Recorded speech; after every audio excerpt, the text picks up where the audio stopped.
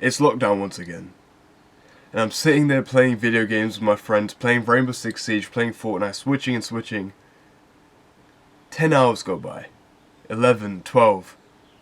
I've played the entire day. But actually, not only that day's gone by.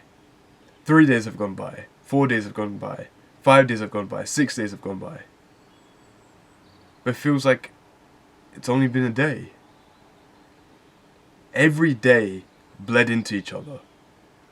When I used to play video games, when I used to do the same thing basically every day with no difference, no productive incentive in my life, every day felt the same. It felt like time was just flying. Everything was just moving so quickly.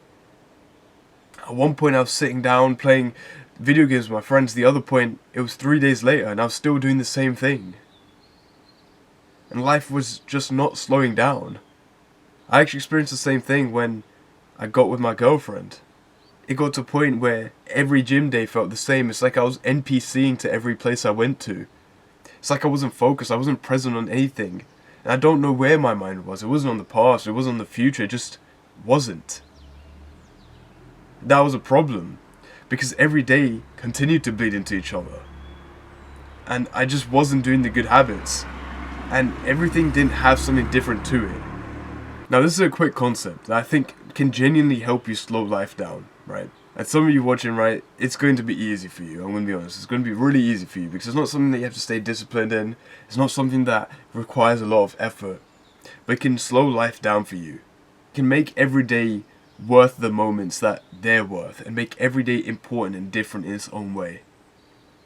So this book that I'm reading called Story Worthy by Matthew Dicks, he has this thing called Homework for Life, where essentially what you'll do, right, you'll write Homework for Life title, top of the page, and each day you'll write a story about something that happened in the day.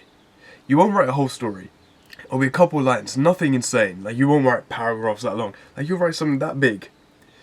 And that's something that happened in the day. It could be you recalling a memory during that day, and you'll write that down. Or this happened today, write it down. And even if it's not something that you think is worth a story, you write it down anyways. And what you notice is that the more you do this over time, you're going to stack up events that happen that's unique to every single day. Right? Something that's different to every day. I'll bring up an example. Let me go to my storytelling page. So one of the days, I didn't have to write anything at all for this, right? So I wrote 26th of April, record a memory. End of the day, Darwin Centre, smelling salts, sixth form together, laughing, having fun. That's all I wrote. And there's a whole story that I can recite and tell people about just from that and relate it to past experiences, relate it to other things. That's because I wrote these things down, and every day is unique in itself, and that slows time down. If you've heard of gratitude journaling, this is really similar to it.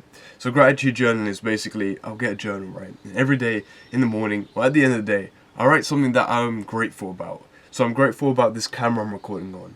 I'm grateful that I'm able to wake up at this time. I'm grateful that I'm able to intermittent fast and I have the ability to not eat food and decide to not eat food. It's like, all these things, that's gratitude journaling.